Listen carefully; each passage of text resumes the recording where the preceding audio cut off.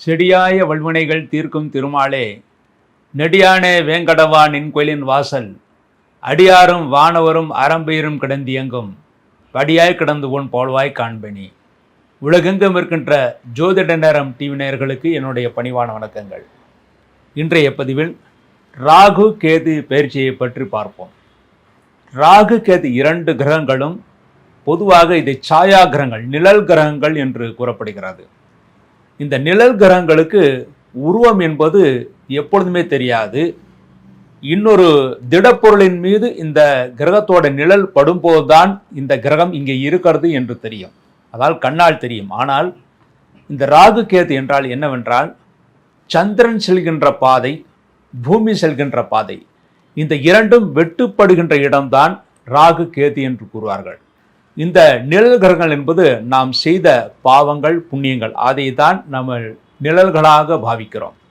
அதாவது நாம் செய்கின்ற பாவ புண்ணியங்களுக்கு ஏற்ற பலன் கொடுப்பவர்கள் இந்த ராகு கேதுக்கள். ஆகவேதான் நம்முடைய பாவங்களும் நம்முடைய புண்ணியங்களும் நமக்கு நிழல்களாக வருகின்றது என்பதுதான் இந்த ராகு கேது என்பதன் அர்த்தம்.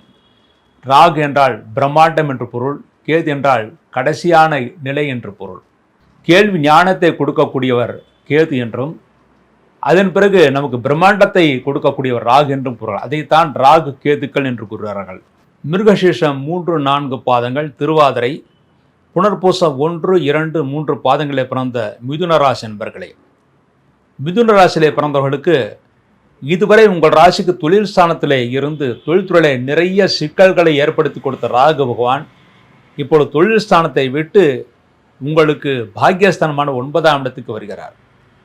9ஆம் இடம் ராகு வருவது தொழில்துறையில் இருந்த பிரச்சனைகள் தீரும். ஆனால் தந்தைக்கும் உங்களுக்கும் சிறு சிறு உபதிரவங்கள், சிறு சிறு கருத்து வேற்றுமைகள் ஏற்பட்டு பிறகு சரியாக முடிந்தவரை ஒருவருக்கொரு அனுசரித்து பேசுவது தான் மிகவும் சிறப்பானது. தந்தையிடம் வாக்குவாதத்தை தவிர்ப்பது நல்லது. மேலும் 9ஆம் இடம் என்பது பாக்கியஸ்தானத்தில் ராகுவான் பகை அடைந்து இருக்கிறார். ஆகவே உங்கள் தந்தையிடம் மாத்திரமல்ல, உங்கள் வீட்டு பெரியவர்களுடன் பேசும்போது எச்சரிக்கையாக பேசவேண்டும். முடிந்தவரை விவாதங்களை தவிர்க்க வேண்டும். இந்த ராகுவான் உங்கள் ராசிக்கு 11ஆம் இடத்திற்கு பார்வையிடுகிறார். ஆகவே மூத்த சகோதரருடைய ஆரோக்கியத்திலும் இளைய சகோதரிய ஆரோக்கியத்திலும் சிறிது எச்சரிக்கை தேவை. அவர்களுக்கும் சிறு சிறு உடல் பாதைகள் ஏற்பட வாய்ப்பு இருக்கிறது. உங்கள் ராசிக்கு இதுவரை 4ஆம் இடத்தில் இருந்த கேது பகவான் இப்பொழுது உங்கள் ராசிக்கு 3ஆம் இடத்துக்கு வருகிறார்.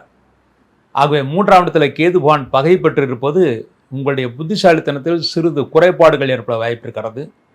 மேலும் மன வருத்தங்கள் சிறிது ஏற்பட வாய்ப்பு இருக்கிறது. ஆகவே எந்த காரியங்கள் செய்வதாக இருந்தாலும் சிறிது யோசித்து நிதானத்தை செய்வதே மிகவும் சிறப்பானது. தாயின் ஆரோக்கியத்தில் இருந்த குறைபாடுகள் நீங்கி நன்மைகளை பெறுவீர்கள். நண்பர்கள் உறவினர்களிடம் இருந்த பகைகள் ஓரளவு விலகுவதற்கான வாய்ப்புகள் இருக்கிறது. தொழில்துறையில் இருந்த பிரச்சனைகள் ஓரளவு விலகும். அதுவும் முக்கியமாக கூட்டுத் தொழிலில் இருந்த பிரச்சனைகள் சரியாவதற்கான வாய்ப்புகள் நிறைய இருக்கிறது.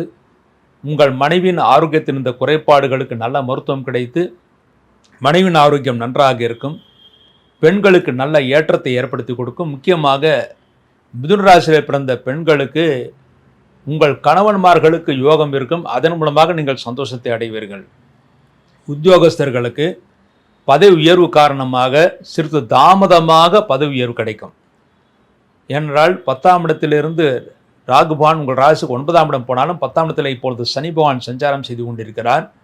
ஆகவே எல்லா காரியங்களும் நிச்சயமாக நடக்கும், நல்லபடியாக நடக்கும். ஆனால் தாமதமாக நடக்கும்.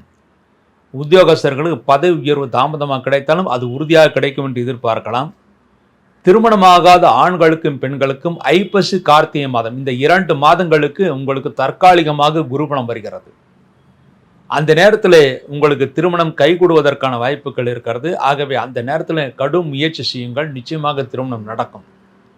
குழந்தை பாக்கியம் இல்லாதவர்களுக்கு இந்த வருடம் எந்த விதமான மருத்துவ உதவியும் செய்யாமலேயே குழந்தை பாக்கியம் கிடைப்பதற்கான வாய்ப்புகள் இருக்கிறது. அதுவும் அந்த பிரசவம் நிச்சயமாக சுகப்பிரசவமாகவே இருக்கும். அதிகமாக ஆப்ரேஷன் போன்ற காரியங்கள் நடப்பதற்கான வாய்ப்புகள் இருக்கிறது. உங்கள் ஜாதத்தில் ஏதாவது பிறப்பு ஜாதத்தில் ஏதாவது கோளாறு இருந்தால் ஒழிய நிச்சயமாக ஆப்ரேஷன் ஆகாது. இயற்கையிலேயே குழந்தையை பெறுவதற்கான வாய்ப்புகள் இருக்கிறது. மேலும் வளைகாப்பு, சீமந்தம் போன்ற காரியங்களை எவ்வளவு விமர்சனையாக வேண்டுமானாலும் செய்யலாம்.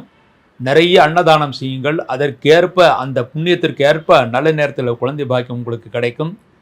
வீடு மனை இதுவரை இல்லாதவர்களுக்கு வரக்கூடிய ஐப்பசி கார்த்திகை மாதத்தில் வீடு மனை வாங்கக்கூடிய சூழ்நிலைகள் உருவாகும். நீங்கள் புதிதாக மனை வாங்கி வீடு கட்டுவதை விட கட்டிய வீட்டை வாங்குவது அல்லது ஃப்ளாட் சிஸ்டத்தில் இருக்கின்ற வீட்டை வாங்குவதுதான் மிகவும் சிறப்பானது. என்றால் வீடு மனை வாங்கி கட்ட ஆரம்பித்தால் மிகவும் அதிகமாக, அதாவது 1.5 வருடங்கள் 2 வருடங்கள் கட்டக்கூடிய சூழ்நிலைகள் உருவாகும். உடனடியாக முடியாது. பொதுவாக 6 மாதத்தில் முடிக்க வேண்டிய வீடு கட்டும் பணி 1.5 வருடங்களுக்கு இழுக்கும். ஆகவே வீடு மனை வாங்கும்போது கட்டிய வீட்டை வாங்குவதுதான் மிகவும் சிறப்பானது. புதிய வாகனங்கள் வாங்கலாம். அதன் மூலமாக நீங்கள் சந்தோஷத்தை அடைவீர்கள். விவசாயிகள், முக்கியமாக கிழங்கு பயிரிடுகின்ற விவசாயிகள் நல்ல லாபத்தை அடைவார்கள். உங்களுடைய பயிர்கள் மழையினால் சிறிது சேதம் அடைவதற்கான வாய்ப்புகள் இருக்கிறது. ஆகவே மழைக்காலம், மழை இல்லாத காலம் எப்பொழுது என்று பார்த்து அதை அனுசரித்து நீங்கள் பயிரிடுவது தான் மிகவும் சிறப்பானது. முக்கியமாக பழங்கள் பயிரிடுவது மிகவும் சிறப்பானது. வேறு 6 மாதம் 3 மாத பயிர்களை விட நிரந்தர பயிர்கள் பயிரிடுவதுதான் உங்களுக்கு மிகவும் சிறப்பானது. போர் போட்டு இதுவரை குடிநீர் கிடைக்காதவர்களுக்கு இனிமேல் போர் போட்டால் நல்ல குடிநீர் கிடைக்கும். வயதானவர்கள் தெய்வஸ்தலங்களுக்கு யாத்திரைகளை செல்வார்கள். அதன் மூலமாக நல்ல தரிசனம் கிடைக்க பெறுவார்கள், சந்தோஷத்தை அடைவார்கள். மாணவர்கள் நல்ல மதிப்பெண்களை பெறுவார்கள். அதன் மூலமாக நல்ல கல்லூரிகளை இடம் கிடைக்க பெறுவார்கள். புத்திசாலித்தனுடன் செயல்பட்டு காரியத்தை சாதித்துக் கொள்வார்கள். இதுவரை பூர்வ புண்ணிய சொத்துக்கள் இருந்த பிரச்சனைகளுக்கு ஒரு தீர்வு கிடைக்கும். அந்த பிரச்சனைகளுக்கு வழக்குகளுக்கு செல்லாமல் உட்கார்ந்து பேசினால் நிச்சயமாக தீர்வு கிடைக்கும். ஆகவே பெரியவர்களை சேர்த்து கொண்டு உட்கார்ந்து பேசி உங்களுடைய பூர்வ புண்ணிய சொத்துக்கள் மீது இருந்த பிரச்சனைகள் தீர்த்து கொள்வதுதான் மிகவும் சிறப்பானது. மாணவர்கள், படித்த மாணவர்களுக்கு உடனடியாக வேலைவாய்ப்பு கிடைக்கும். அந்த வேலைவாய்ப்பு என்பது வெளிநாடு அல்லது அதிகமான தூரத்தில் வேலை கிடைக்க வாய்ப்பு இருக்கிறது. இருந்தாலும் சென்றுவிட்டு வாருங்கள். எதிர்காலத்தில் அடுத்த வருடம் உங்களுக்கு நீங்கள் விரும்பிய இடத்தில் பக்கத்திலே வேலை கிடைப்பதற்கான வாய்ப்புகள் கிடைத்துவிடும். எப்படிப்பட்ட இன்டர்வியூக்கு போனாலும் நிச்சயமாக வெற்றி காத்திருக்கிறது. முதல் சுற்றிலேயே நீங்கள் வெற்றியை பெறுவீர்கள். அதன் மூலமாக சந்தோஷத்தை அடைவீர்கள். குலதெய்வத்துடைய ஆசீர்வாதம் உங்களுக்கு பரிபூர்ணமாக கிடைக்கும். அரசியல்வாதிகளுக்கு எந்த அணி மாற்றமும் செய்ய வேண்டியதில்லை. நீங்கள் எந்த அணியில் இருக்கிறீர்களோ அந்த அணியிலே இருங்கள். அந்த அணியிலிருந்தே உங்களுக்கு நல்ல மகத்துவம் இருக்கிறது, நல்ல பெயரும் புகழும் இருக்கிறது. மேலும் கலைத்துறையை சேர்ந்தவர்கள் கூட நல்ல படைப்பை ஏற்படுத்துவார்கள். அதன் மூலமாக நல்ல பெயரையும் புகழையும் பெறுவார்கள். இந்த கேதுவான் 3ஆம் இடத்தில் இருப்பதன் காரணமாக சிறிது மனக்கலக்கங்கள் ஏற்பட வாய்ப்பு இருக்கிறது. அதற்கு பரிகாரமாக பிரதி ஞாயிற்றுக்கிழமையன்று நீங்கள் இருக்கின்ற ஊரிலேயே விநாயகருக்கு நெய்தீபம் ஏற்றிவிட்டு வர வேண்டும்.